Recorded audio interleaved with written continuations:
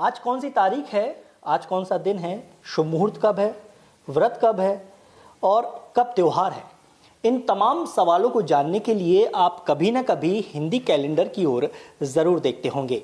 हिंदुस्तान के लगभग हर एक घर में आपको हिंदी कैलेंडर ज़रूर देखने को मिल जाएगा। लेकिन कभी आपने सोचा है कि ये हिंदी कैलेंडर की शुरुआत कहाँ से हुई, कहाँ इसका इजाद किया गया, कहाँ इसकी सोच हुई, किसने इसको बनाया और ये हिंदी और अंग्रेजी का इतना बेहतर कॉम्बिनेशन कैसे बना? जबलपुर वो शहर है जिसे रामायण और महाभारत की कथाएं जुड़ी हुई हैं। इसी शहर से ही जुड़ा है पंचांग और कैलेंडर का इतिहास। जबलपुर ही वो शहर है जहां से हिंदी कैलेंडर का इजाद हुआ। आजादी के पहले ज्यादातर पंचांग संस्कृत में प्रकाशित होते थे। इसकी वजह से त्योहार और मुहूर्त जानने के लिए लोग पूरी तरह से ज्योतिषाचार्यों पर निर्भर रहते थे।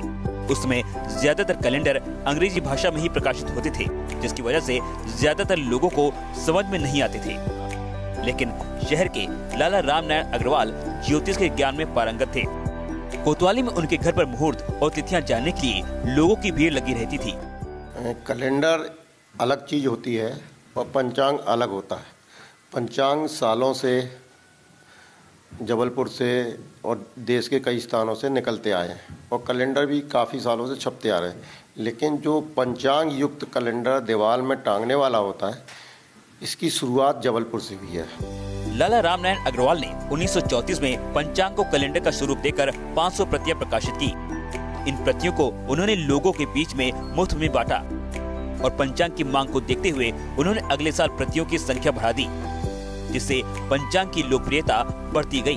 सन 1934 में मेरे पिताजी लाला रामनारायण जी अग्रवाल द्वारा की गई थी। लेआउट के उसी तरह के कैलेंडर आज देश भर में कई जगह से निकल रहे हैं। फिर उन्होंने सोचा कि इसकी डिमांड होती है तो क्यों ना इसको हम छाप लें। तो उन्होंने 500 प्रतियों के रूप में पहला पंचांग 1934 में पंचांग युक्त कैलेंडर छापा। पंचांग में दी गई तिथियों मुहूर्त को जानने के लिए संस्कृत भाषा का ज्ञान जरूरी था।